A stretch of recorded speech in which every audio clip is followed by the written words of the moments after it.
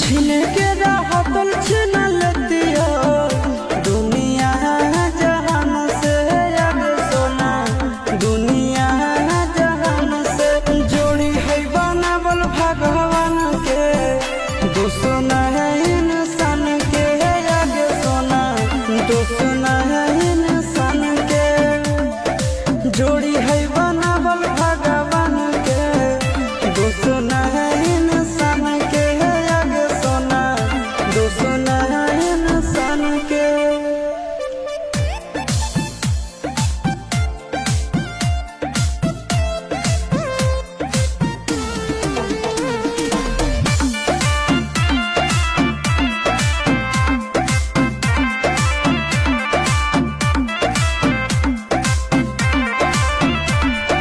जनमों से भले दोनों रहेंगे साथ में कहरम तो हाँ कब विधाता के हाथ में।